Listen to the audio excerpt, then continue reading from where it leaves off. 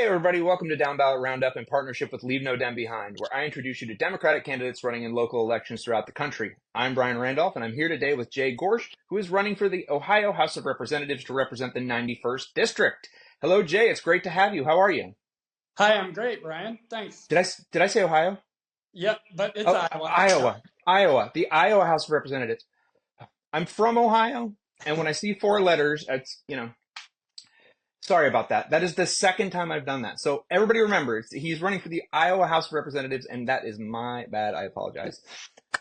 How are you? It's great to have you today. I'm good, thanks. It's a gorgeous day outside, so it's good to be. It's a good day to be out and about. Fantastic. Well, why don't we start by telling me a little bit about you? Yeah. So my name is Jay Gorsh. I grew up in Williamsburg, Iowa, which is in District 91, of course. I moved away for college. First generation college student in my family. That just wasn't really a thing that family members did. But thankfully, I had some teachers along the way who encouraged me. Went away for college, ended up moving back about 9 years ago and have lived in town since. I work for the University of Iowa. I'm a volunteer fireman. Yeah, that's kind of the basics. We have three kids and enjoy small town life. Excellent. All right. And tell me a little bit about District 91. So District 91 is a rural district in Iowa. It's made up of Iowa County plus the western kind of rural part of Johnson County where the University of Iowa is located. Um, Fairly conservative district. In fact, I think Hannah, my wife and campaign chair, looked it up and it hasn't gone Democrat since 1987. So we've got some work to do here in District 91, but we are very optimistic that I'm the right candidate to be able to get it done. Excellent. Sounds like it's about time. Yeah, right? All right. Do you feel like there is, when I find like when there's a university in play, that there does tend to be sort of a younger, bluer contingent within the area. Have you found that to be the case? Yeah, in Iowa, rural Iowa tends to go red. Our urban areas tend to go blue. Iowa City is very, very blue. Um, in fact, I think most of the races in Johnson County, the Iowa City part of Johnson County, the Democrats go uncontested. And it's kind of the opposite in a lot of the rest of the state. In a lot of rural Iowa, the Republican candidates tend to go uncontested. So if they get through their primary, they're good to go. But I think our district is kind of unique in that there's a growing population in the Johnson County part of the district that is maybe a little bit more on the persuadable side. And Okay. then, of course, Iowa County, which is a fantastic place to live, or I wouldn't live here, has some folks that I think are ready for a little less extreme and a little more kind of small town values and just some common sense, some sensibility. Excellent. And okay, so I'm sure you're out talking to people. What are the issues that you're hearing come up on a day-to-day basis when you talk to these guys? You know, Probably the topic that I get asked about the most has to do with education. Where we're at with education, some of the decisions that have been made recently with education. Iowa has had historically been a state that ranked at the top or very near the top for years and years and years for education.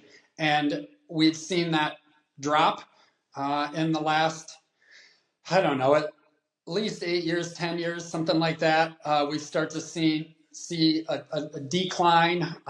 Funding hasn't been where it has traditionally been. And so that's a concern. There have also been some other decisions made in Des Moines that kind of undermine or have made it difficult for public schools to thrive here in Iowa. So that's definitely a hot topic for sure. And then, of course, affordability. I think that's probably a national thing that everyone is worried about right now. Cost of homes, cost of cars, cost of groceries, even the basic needs, right? So those, I think, are the two big things that I'm hearing about in our district. Okay. And what are you hearing? Like, is there a major issue in there where you and your opponent are very on different sides as to how to deal with it? Yeah, most definitely. When it comes to education, my opponent is not, how do I put this? He homeschools his children, and not that there's anything wrong with that. I think if a person can and wants to do that, that's a choice that we should have. Um, but obviously, if he's homeschooling his children, then his first priority is not going to be our public school system. And he's been openly critical of our public school system and has made some pretty strong statements about our public schools and about what's going on in our public schools. And as someone who spent 10 years as a teacher, who has a bachelor's degree, a master's degree, and a PhD, all in education, I have a pretty good idea of what's going on with our schools, and I think his viewpoints are off the mark. And he's taking kind of more of an extreme angle and not focusing more on really what's best for the vast majority of Iowans. By the way, what did or do you teach? So I taught special education um, in elementary, middle school, and high school. I was also a coach for numerous sports, the primary one being wrestling, but I coach lots of other sports as well. And now I run an outdoor education program for the university where we work with school districts all across the state and train teachers to do a week of their school year outdoors instead of in the classroom so that kids get a chance to experience learning in the outdoors. I am noticing a trend among people that I'm interviewing, especially among sort of first-time candidates who just decided to run. The number of them who are former educators is incredibly high. Why do you think that is? Well, I just think there's been the rhetoric around education has been very negative. The critique of our teachers, the critique of our school systems, and I think those of us who have been hardworking, dedicated educators are tired of that. And normally I would say educators, especially politically, prefer to keep quiet and prefer to just go about our business. But when things like this are happening and this kind of rhetoric is being used, at some point you got to stand up for yourself. At some point you got to put yourself out there and accept a challenge. And I know that a lot of my colleagues that are teaching every day can't do that, right? It would be significant for them, a significant loss in income and put hardship on their district for them to go serve in the state house. Where my job is a little bit more flexible and the time that I'm required to be there happens to work a little better with the slower part of my schedule. And so that was really kind of the decisive factor when folks asked me if I would consider running. I started asking around to my teacher colleagues and my administrative friends across the state to say, hey, are things as bad as it seems? I'm not in your buildings every day anymore. And I'm not an everyday teacher in a regular school building. Is it as bad as it seems? And the overwhelming response was, Jay, it's as bad as it seems and worse. And we need someone, especially someone like you, who has that perspective, right? I work in urban, suburban, rural, all types of school districts all across our state. So it gives me a different perspective than someone who just works in a single school district.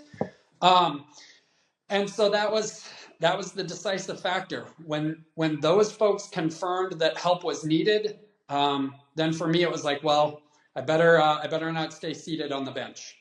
Excellent. All right. So we've come to my last question. It's my favorite question. I call it my softball question. I would like to know from you, what is it about District 91 that makes it special to you? Yeah. So, I have an interesting background.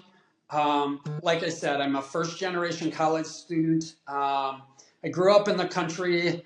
My grandpa lived my grandpa lived down the road and farmed, and I spent a lot of time at my grandparents when I was a kid.